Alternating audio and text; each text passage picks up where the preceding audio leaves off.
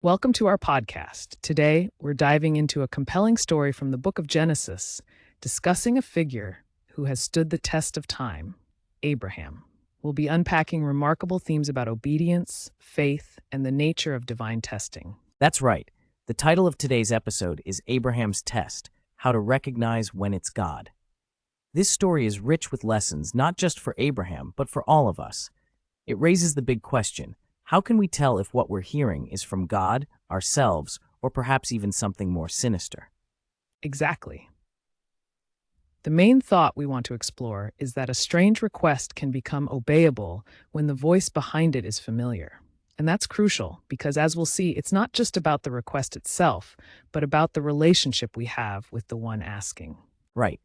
To set the stage, in Genesis 22, we find Abraham in a harrowing situation.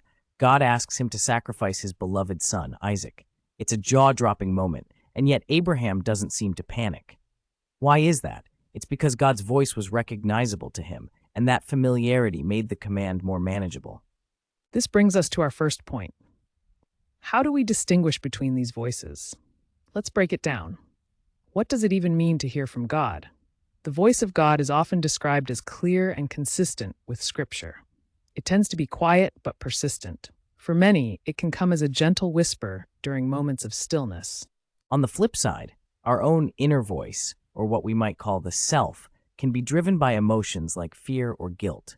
This voice can sometimes lead us astray by prioritizing comfort over truth. That's such an important distinction.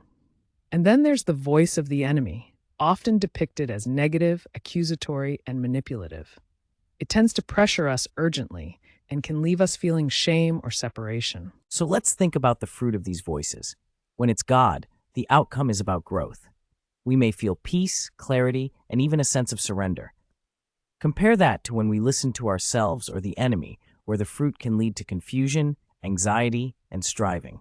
Listeners, take a moment here. Think about a recent decision or challenge you faced. Did you feel peace, or was it filled with anxiety?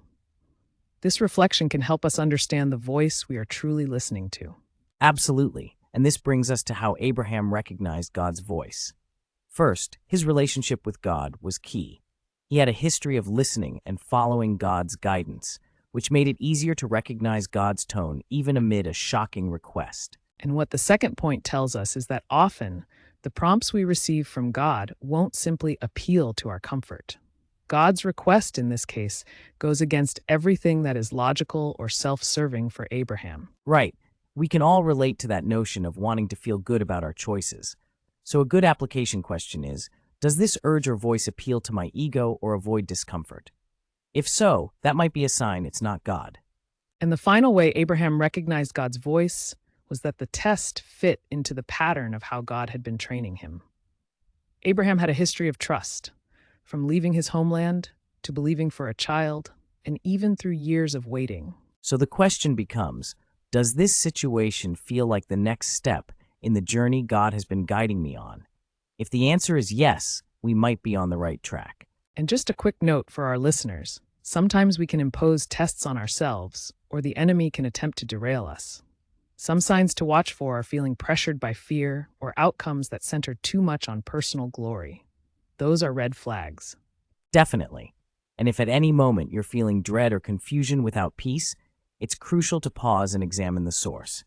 Remember, discernment is key. So, as we wrap up, let's leave our listeners with a charge.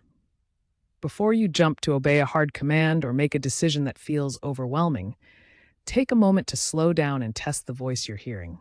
It's not just about what's being asked of you. It's truly about who's doing the asking. Exactly. And while recognizing God's voice can clear a path, it doesn't always make the journey easy. You might still struggle, but you'll find that you won't resist when it's truly God. Thanks for joining us today as we explored Abraham's powerful story and its relevance to our lives. Remember, understanding the voice you're following is crucial to navigating any life test. Until next time.